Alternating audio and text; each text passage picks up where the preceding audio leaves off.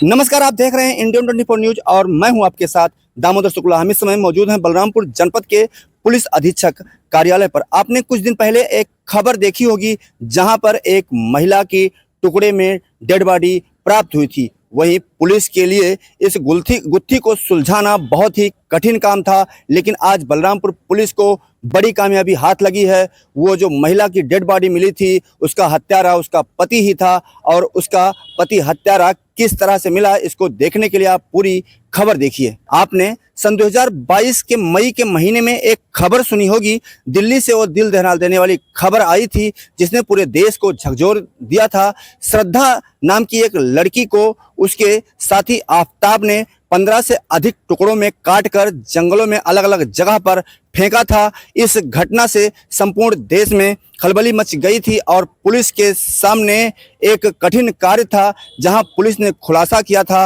और आफताब को इसकी सजा मिली थी। ठीक सिलसिलेवार तरीके से बलरामपुर जनपद में भी एक डेड बॉडी मिलती है जिसका कटा हुआ अंग मिलता है, जहां 6 अगस्त को फेंके गए उस बॉडी के टुकड़े की शिनाख्त करने के लिए पुलिस को तमाम कठिन कार्य करने पड़ते हैं। पुलिस को जगह जगह पर इन्वेस्टिगेशन करना पड़ता है, लेकिन वो खुलासा नहीं होता है। आखिरकार बलरामपुर पुलिस लगातार मेहनत करते हुए इस कार्य का खुलासा आज किया है। इस कार्य का वर्कआउट करते हुए पुलिस ने बताया कि गोंडा निवासी शंकर दयाल गुप्ता जो कि अभियुक्त है, उसने अपनी पत्नी को रात 1 अगस्त की रात को मार डाला। मार डालने के बाद 3 अगस्त की रात को उसके बॉडी के एक टुकड़े को सरजू नदी अयोध्या स्थित पुल से फेंका और उसके बाद 6 अगस्त में बलरामपुर जनपद में उसके कुछ अवशेष शरीर के कुछ टुकड़े लाकर बलरामपुर में फेंके। उसके बाद पुनः 8 अगस्त को उसने अयोध्या में ही पुनः सरजू में बॉडी के पार्ट को फेंक कर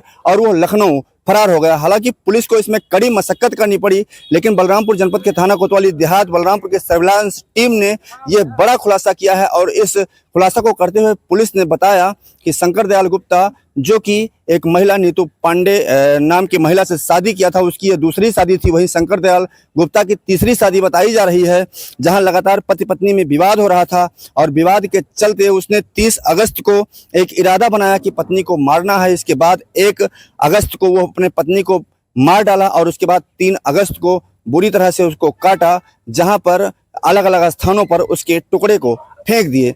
जिसके बाद में पुलिस ने ये वर्कआउट आज किया है और ये बड़ा खुलासा किया है, जहां बलरामपुर के पुलिस अधीक्षक विकास कुमार ने खुलासा करते हुए बताया है कि जो अभियुक्त है वो लगातार अपनी पत्नी को मारकर और काटकर अलग अलग स्थानों पर फेंका था, जिसको गिरफ्तार कर लिया गया है। और गिरफ्तार करने के बाद पुलिस लगातार कार्रवाई में जुटी हुई है। वहीं पुलिस अधीक्षक विकास कुमार का कहना है कि उन्होंने जनपद में एक अलग से एसआईटी गठित की और एसआईटी गठित करने के बाद इस मामले का खुलासा हो सका। वहीं उन्होंने यह भी कहा है कि मुजरिम को फास्ट ट्रैक कोर्ट में केस चलवा के जल्द से जल्द सजा दिलाई जाएगी और इसके बाद इस तरह का जघन्य कार्य करने वाले, इस तरह का गलत कृत्य करने वालों को बख्शा नहीं जाएगा। इंडियन 24 न्यूज के लिए दामोदर शुक्ला, बलरामपुर में 6/8/2024 को थाना कोतवाली देहात क्षेत्र में 2 बोरों में बॉडी कटी हुई पार्ट्स मिले थे और उसका पुलिस ने पंचायतनामा कराया। उसके बाद नियमावत उसमें मुकदमा पंजीकृत किया गया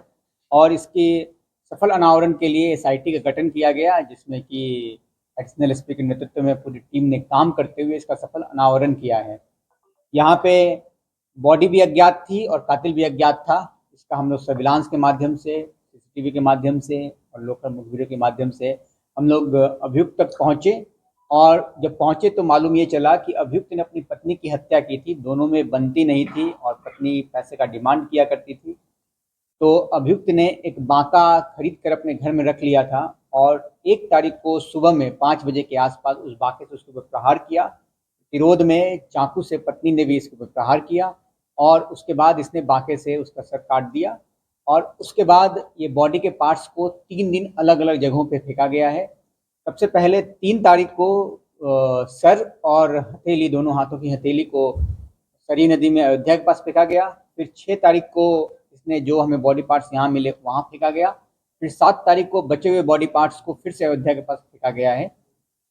और जो पूछताछ में तथ्य सामने आया है कि इसको बॉडी पार्ट्स मर्डर करने के बाद साक्ष्य छुपाने के उद्देश्य से बॉडी पार्ट्स फेंके गए और बॉडी पार्ट्स को ऐसे फेंकने का आइडिया इसको हॉलीवुड के मूवी से मिला था।